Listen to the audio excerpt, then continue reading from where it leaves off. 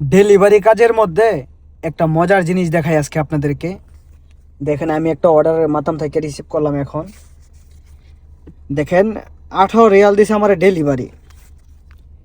Delivery charge দিছে কত, 18 Real. এলা দেখেন কাস্টমারের বাসায় যাইতে কত মিনিট লাগে। এটা হলো কাস্টমার লোকেশনে যদি চাপ দেই, দেখেন 6 মিনিট। দেখছেন, এই 6 মিনিট দেখাইতেছে।